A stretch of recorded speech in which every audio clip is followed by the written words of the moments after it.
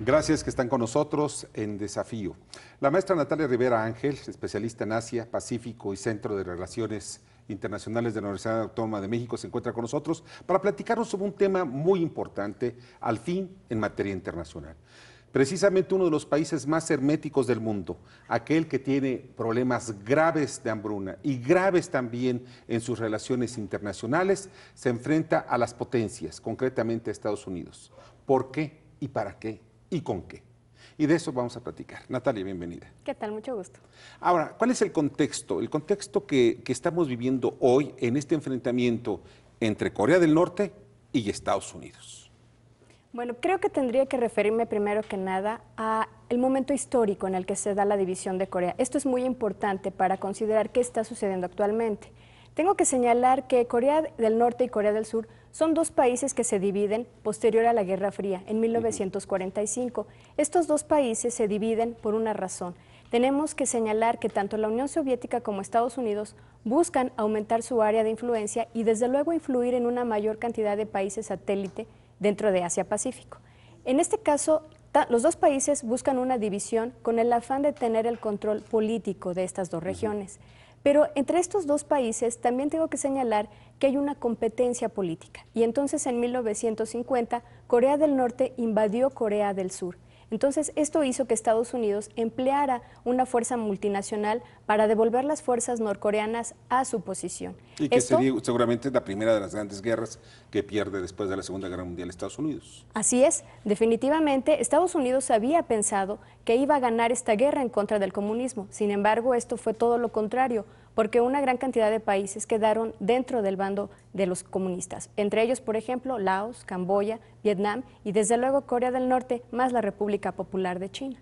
Entonces, esto hizo que hubiera un desarrollo desigual entre estos dos países. En el norte tenemos un desarrollo comunista, un desarrollo basado en el desarrollo de la industria, pero particularmente la industria militar. Y en el sur tenemos un desarrollo, pues a partir de una industria más pacífica y un desarrollo agrícola. Entonces tenemos que señalar que con esta división, estos dos países tienen una diferente dotación de recursos naturales. En el norte solamente se encuentran algunos yacimientos de carbón, de oro, y desde luego no tiene petróleo. Y el petróleo desde luego viene siendo un aspecto muy importante dentro de este conflicto que se ha suscitado en estos últimos días.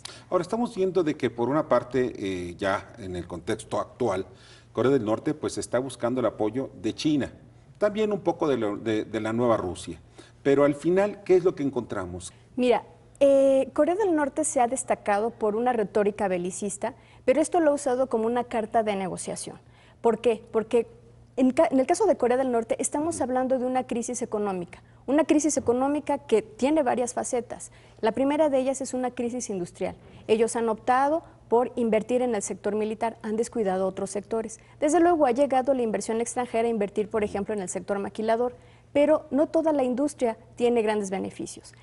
Estamos hablando también de una crisis agrícola. Dado este sistema comunista, no se ha invertido demasiado en el campo y además esto ha hecho también que al no tener fertilizantes la producción sea muy baja. A ello tenemos que agregar los malos climas que han ocasionado que la producción prácticamente se desplome. Entonces, esta crisis agrícola nos habla también de una crisis humanitaria, porque no tenemos grandes alimentos para la población. Entonces, un buen sector de la población no está bien nutrido. ¿Por qué? Porque se tiene que importar el arroz y mucho de ese arroz no es necesariamente para la población. Este arroz va a manos de la gente que está en el gobierno y de los militares. Aunado a esto tenemos también una crisis energética. Corea del Norte no tiene petróleo y entonces utiliza los misiles y las armas nucleares como un aspecto de negociación para obtener petróleo y para obtener alimentos. En una sola palabra, entonces es un chantaje de parte de Corea sentarse con las armas nucleares, con Estados Unidos y con Corea del Sur. Desde luego que sí. Yo lo veo como un factor de negociación para obtener beneficios a corto y a largo plazo, y es la ayuda alimentaria y son los energéticos. En algún momento Estados Unidos también para frenar esta carrera nuclear le prometió a Corea del Norte construir reactores de agua, pero desde luego ha dado un poco de largas tratando de negociar y desde luego también los países en la zona están buscando la manera de cómo poder motivar un cambio en Corea del Norte, como lo ha hecho China. China apostó por un socialismo de mercado, donde está combinando la planificación económica y el socialismo de mercado, Y China desea también el mismo cambio para Corea del Norte, porque esto, desde luego, también le traería beneficios a China. China estaría invirtiendo dentro de Corea del Norte y con esto también estaría tratando de reducir un problema muy grave que es el tema de la migración ilegal de Corea del Norte hacia China. Oye, pues te agradezco muchísimo, Natalia, siempre es un tema muy importante y estamos viendo precisamente que Corea del Norte se enfrenta hoy a dos problemas serios, una, la hambruna y también su líder, Kim Jong-un, precisamente la crisis familiar que están disputándose el poder en ese país, lo cual pues lleva a una gran complicación y en medio están las armas nucleares. Muchas gracias, Natalia. Muchísimas gracias. Natalia Rivera, Ángel, especialista en Asia Pacífico, Centro de Relaciones Internacionales de la Facultad de Ciencias Políticas y Sociales de la UNAM.